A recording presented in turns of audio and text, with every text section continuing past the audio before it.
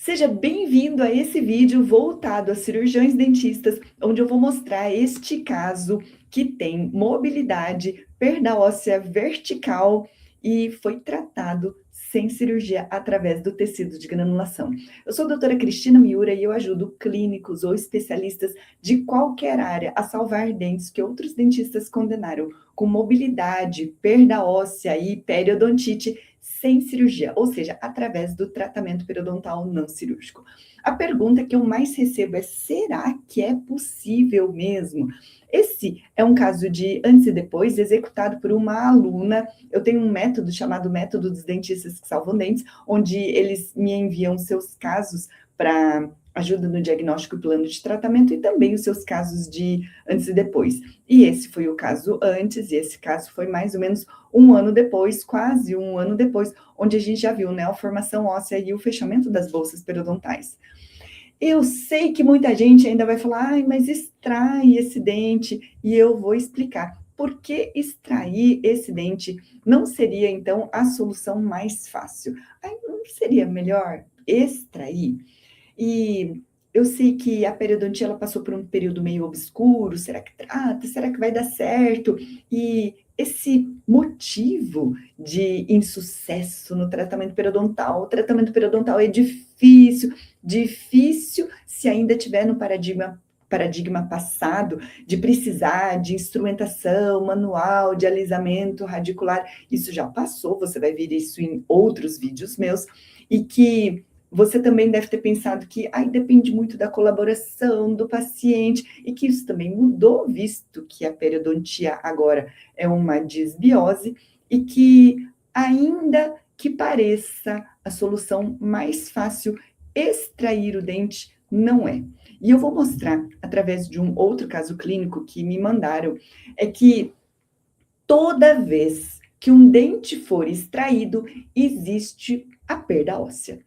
A perda óssea, ela é inerente à perda dentária.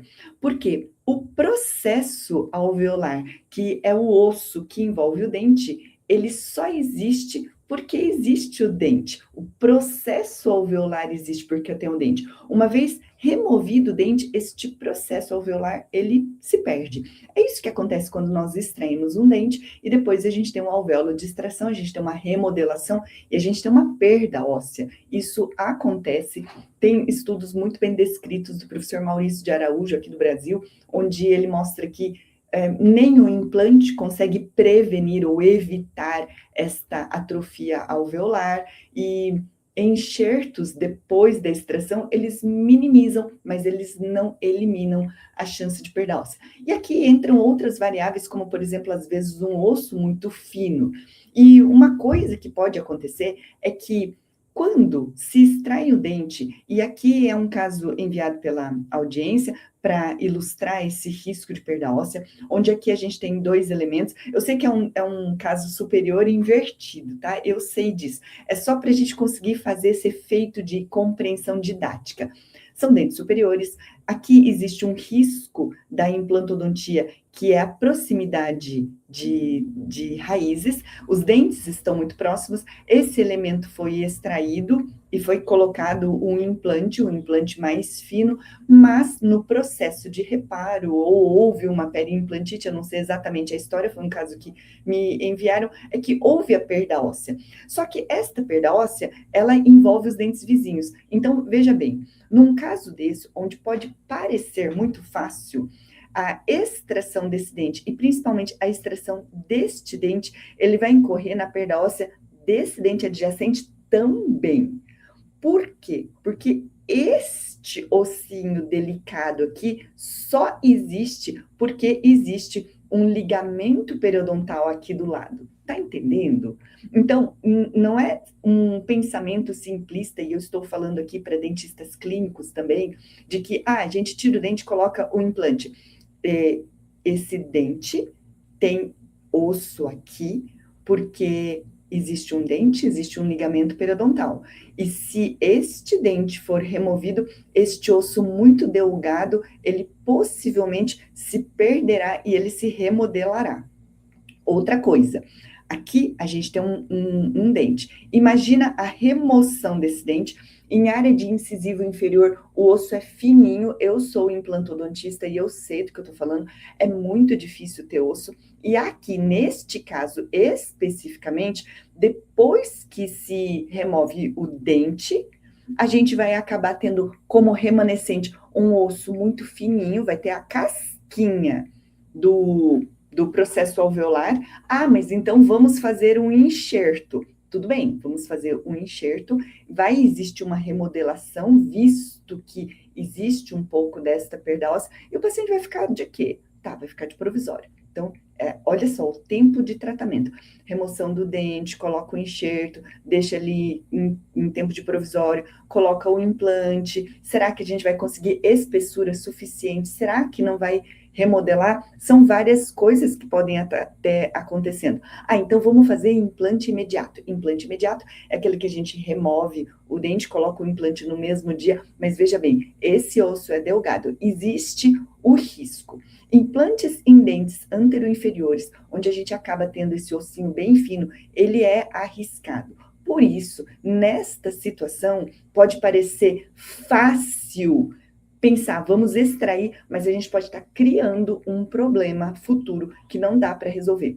Esse caso aqui chegou para mim sobre a pergunta assim, dá para a gente fazer enxerto ósseo? Enxerto gengival? Não, não tem, porque o enxerto gengival, e a gente só vê casos lindos, bonitos, maravilhosos de enxertos gengivais em condições perfeitas, mas quando a gente já não tem osso, porque o osso é que vai dar o suporte para o tecido gengival.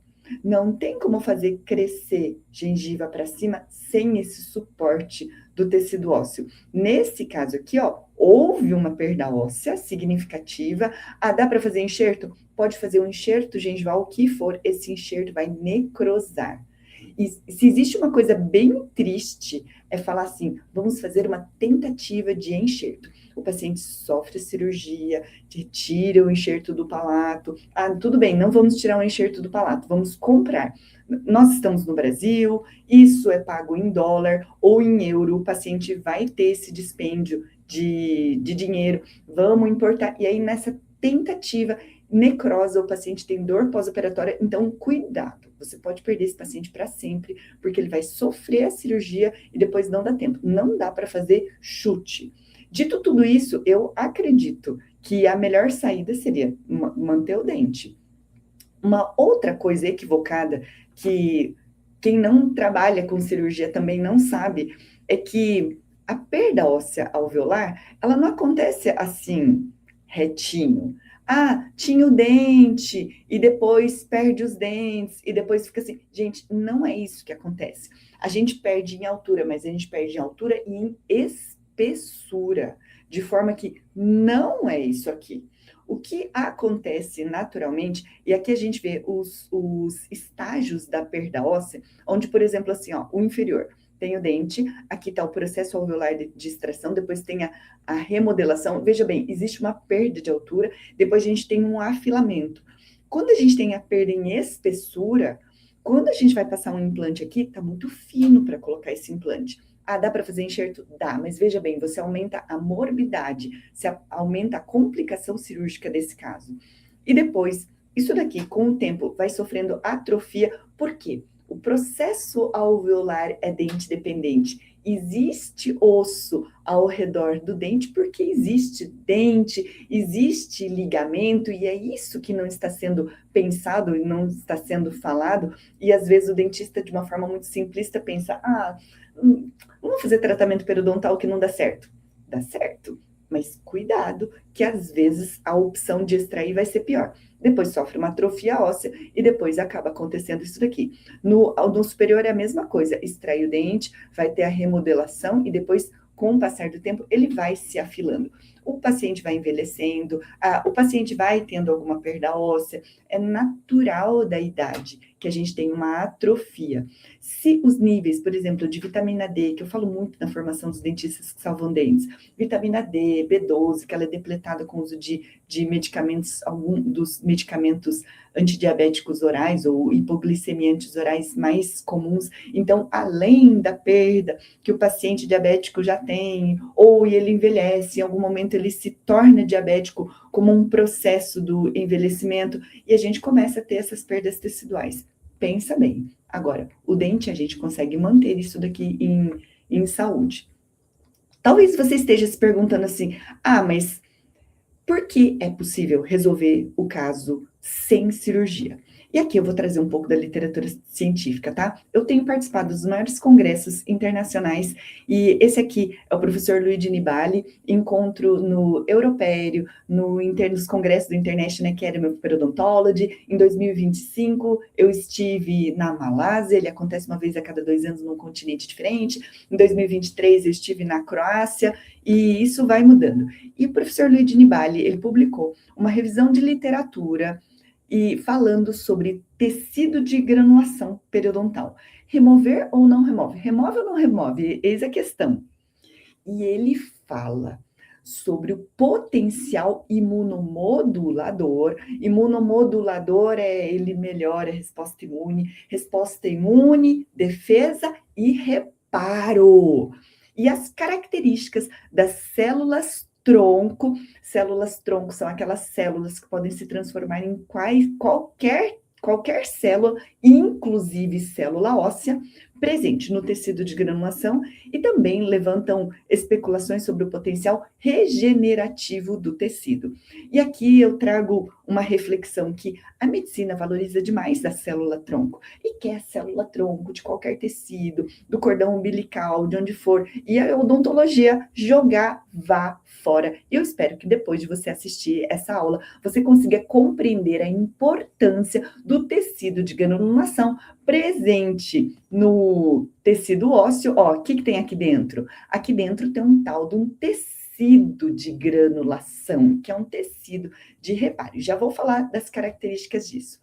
A formação desse tecido de granulação, que é esse tecidinho chamado antigamente de doente, ela é uma fase fundamental na cicatrização das feridas periodontais. Cicatrização, reparo, com maturação subsequente, que leva a regeneração ou reparo. Regeneração, ele pode formar osso de novo, tá? Regeneração é igual rabo de lagartixa, cortou, vai crescer o mesmo tecido que era anteriormente. No entanto, o tecido de granulação persistentemente inflamado está presente em defeitos ósseos, como resultado da periodontite, e ele é rotineiramente interrompido e descartado. O que se faz em cirurgia periodontal? Então, sem esse conhecimento, o que se entendia antigamente é que a gente vai abrir um retalho, raspar a raiz, arrancar fora esse tecido doente que não tinha nenhum entendimento como esse, de que é um tecido com um potencial imunomodulador cheio de células tronco ou células com potencial osteoprogenitor, e em terapias cirúrgicas, terapias não cirúrgicas. Terapia não cirúrgica, se você um dia ouviu falar de curetagem periodontal, onde anestesia e depois com uma cureta se removia esse tecido, tá? Para facilitar a cicatrização da ferida ou melhorar as chances de regeneração. Esta era uma era onde pouco se entendia da periodontia e meu objetivo nesse canal é conseguir te esclarecer, trazer informações sobre periodontia que não chegam para a maioria das pessoas. Eu ouço isso nos congressos internacionais, eu quero traduzir ciência para você, clínico, para que a gente consiga fazer uma odontologia de excelência. Então, esse tecido de granulação, antigamente tido como doente, ele é um tecido com um potencial regenerador. E aquilo que se entendia, que tinha que abrir o retalho para conseguir raspar a raiz, também você vai ver em outros vídeos meus que não é nada disso. A causa ou a persistência da doença periodontal não é de cálculo residual, não vou aprofundar disso nesse conteúdo, mas tem em outros vídeos, mas a gente vai tratar o desequilíbrio microbiano, que é a principal causa atual das doenças periodontais, mais as alterações imunológicas. O que nós precisamos entender é que tecido de granulação é do bem. se tirava. A avaliação histológica sugere que o tecido de granulação de sítios afetados pela periodontite é efetivamente um tecido inflamatório crônico resultante da cicatrização prejudicada devido à persistência do biofilme bacteriano disbiótico. Não é qualquer tecido de granulação, é um tecido disbiótico desequilibrado. Esse é um estudo de Nibali, que é do tecido de granulação. Esse tecido disbiótico desequilibrado é o que causa persistência desse tecido de granulação. E o tratamento, ao contrário, remove ou trata, equilibra essa disbiose e que a gente vai ter o resultado.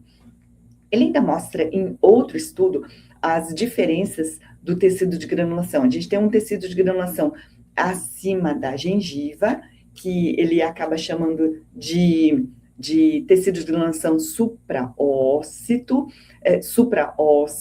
tem também o tecido de granulação infraósseo e tem também o tecido de granulação dentro da lesão de Furca. Então, tem anticorpos, tem vias moleculares de sinalização, tem as bactérias, mas, gente, tem muita célula de reparo aqui.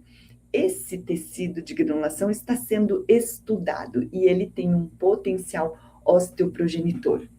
E nesse estudo, falando sobre as terapias periodontais, as abordagens minimamente invasivas dos defeitos periodontais intraósseos. Então, é o seguinte, abordagem minimamente invasiva significa fazer uma abordagem onde não precisa de cirurgia. Isso é minimamente invasivo.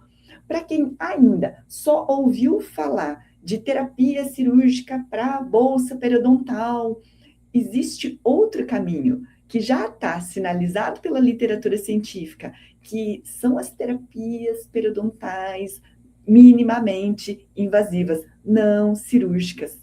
A medicina já está atrás de terapias minimamente invasivas. Você quer fazer uma cirurgia abrindo a barriga, você quer fazer uma cirurgia sem abrir a barriga, e tem tratamento que a gente pode fazer abrindo a gengiva, isso é mais antigo, ou você pode apresentar para o seu paciente o que há de mais atual da ciência, que é um tratamento periodontal minimamente invasivo, não cirúrgico, que vai regenerar osso.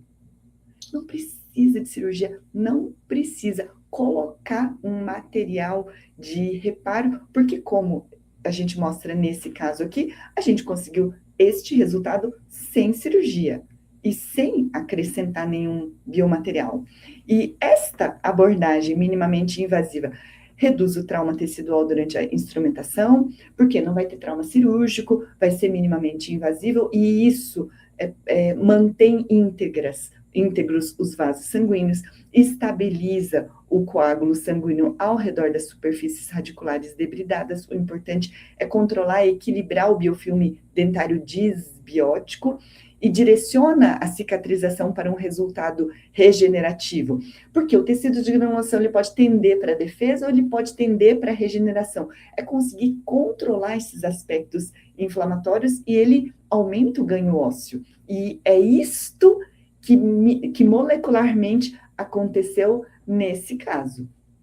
Foi feita uma contenção temporária, que poderia ser definitiva também, porque a mobilidade aumenta a inflamação, diminui a estabilidade desse coágulo. A gente tem que sempre fazer periograma, a gente sempre tem que fazer um monitoramento, a gente tem que talvez utilizar antibiótico quando indicado. Existem novas normas dos últimos guidelines, das últimas revisões de literatura, não é nada mais daquilo do passado, depois do tratamento, usa antibiótico, mudou essa regra, e a gente vai manter este biofilme simbiótico, transformar de disbiótico para simbiótico. Essa é a grande novidade da periodontia, tomando cuidado de estar sempre monitorando os fatores pró-inflamatórios, para que a gente consiga manter tudo isso numa condição de saúde.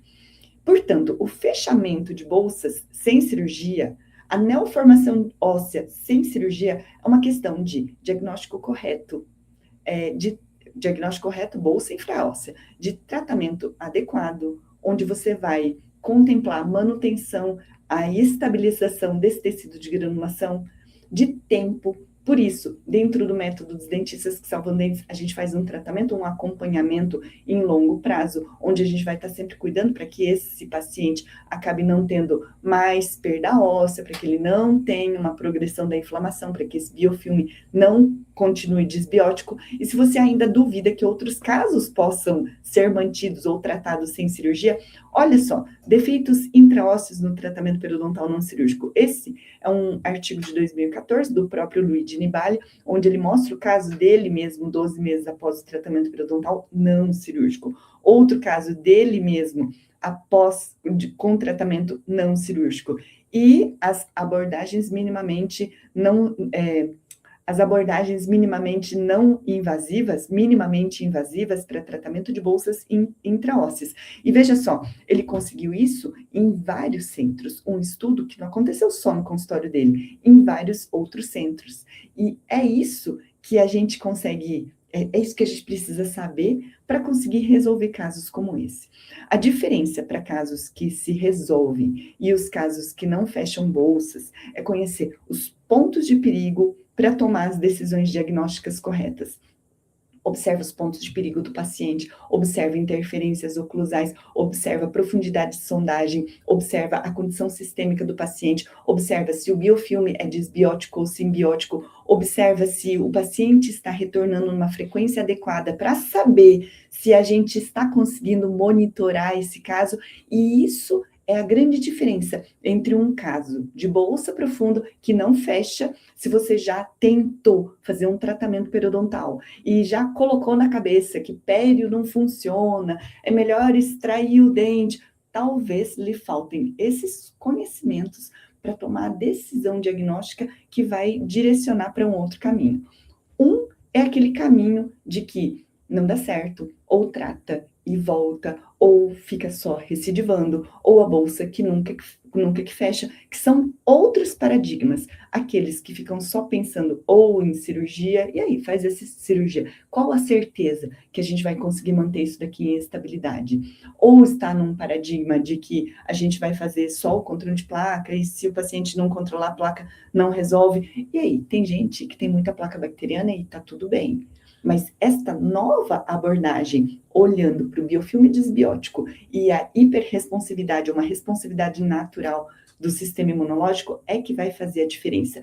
Esses pontos de diagnóstico, quando você domina, vão fazer a diferença entre um caso que ainda continua com bolsa e perda óssea e um caso tratado de uma forma moderna, atual, onde conseguimos fechamento de bolsas periodontais, neoformação óssea, paciente feliz e caso estável. Se você quiser entender mais desta periodontia não cirúrgica, o primeiro passo aqui é me seguir.